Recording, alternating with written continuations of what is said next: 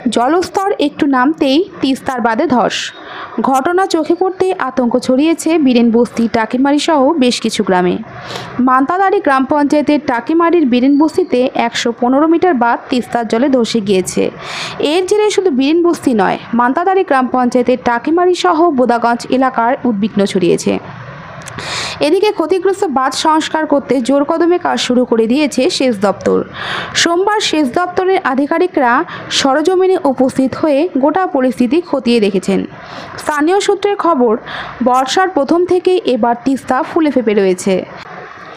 গত কয়েক সপ্তাহে পাহাড় ও সমতলে বৃষ্টির জেরে তিস্তার জলস্তর বেশ কয়েক কিলোমিটার বেড়ে গিয়েছে। বৃষ্টি কমতেই ধীরে ধীরে জলস্তর কমে গিয়েছে, আর তারপরেই বিক্ষিপ্তভাবে তিস্তার বাঁধ ধসে যেতে শুরু করেছে। সেচ দপ্তরের পক্ষ থেকে বালির বস্তা, বাঁশ দিয়ে ধস প্রতিরোধের কাজ শুরু করে দিয়েছে। গ্রামবাসীরা জানায়, গোটা বর্ষাতেই নদী ভয়াল রূপ নিয়েছে। আতঙ্কে রয়েছে গ্রামবাসী।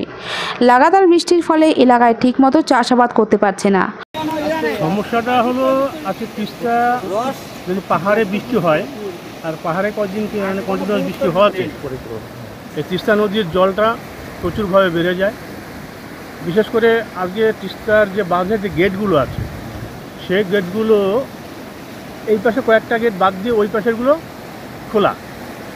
ওই পাশে গেট দিয়ে জল ঢুকে ওই গজলডোবার ওই পাশ থেকে, মানে পূর্ব প্রান্ত থেকে জলটা ডাইরেক্ট এখানে ধাক্কা মারছে, যার ফলে আমাদের যে বাঁধটা আছে সেই বাঁধটা কয়েক জায়গায় ফাটল ধরছে, কয়েক জায়গায় ভেঙে গেছে, অর্ধেক পরিমাণ ভেঙে গেছে, আপনি দেখলেন সেটা।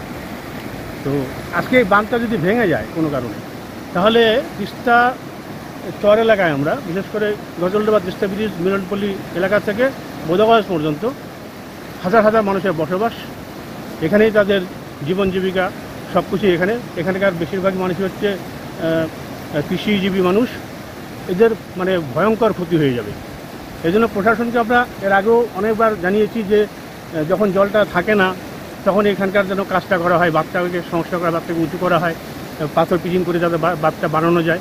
কিন্তু প্রশাসনের সেদিকে কোনো হেলদোল আমরা এখনো দেখিনি।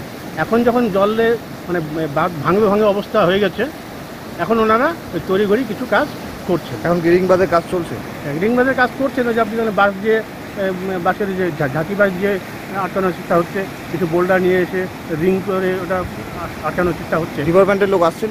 হ্যাঁ, ডিপার্টমেন্টের লোক আসছে, কালকে রাতেও অনেক কাজ হয়েছে, মোটামুটি তৎপর। কিন্তু প্রশাসনিক লোককে আরও বেশি করে তৎপর হতে হবে যদি এখানকার এই জনবসতিকে বাঁচাতে হয়। পাহাড়ে অতিরিক্ত বৃষ্টি হওয়ার কারণে আমাদের এখানে যে বাঁধটা দিচ্ছে, এই বাঁধে কিছুই হচ্ছে না। সেচ দপ্তরে যেই কাজ শুরু করছে, এই কাজে তো বাঁধ টিকানো বড় মুশকিল। সেচ দপ্তরের কাছে অনুরোধ যেন আমাদের বাঁধটা কিন্তু আরও মজবুত করে দিতে লাগে, তাহলে আমাদের যেই সমস্ত চাষবাসের ক্ষয়ক্ষতি, বিশাল আকারে ক্ষয়ক্ষতি হবে। এখানে না হলে 30-40টা গ্রাম আছে, ভেঙে যাবে। যদি এই তিস্তার বাঁধটা ভাঙে, এখানে হাজার হাজার মানুষ কৃষি যেটা উর্বর করে চলা হয়, সমস্ত জমি নদী গর্ভে তলিয়ে যাবে। শুরু হয়েছে আজকে এক সপ্তাহ থেকে। তার মধ্যে 3-4 দিন আগে থেকেই টুকটাক কাজ করছে, আর গতকালকে থেকে পরশু একটু কাজ ভারীভাবে করছে। ভাঙনটা কেন হচ্ছে, ওই যে মাথার থেকে দেখা যাচ্ছে একটা ঠোঁট, ওই মাথার থেকে ঠোঁটটা এইভাবে ধনুকের মতন ব্যাখ্যা করে দেওয়ার কারণেই এই জলটা এদিকে চাপতেছে।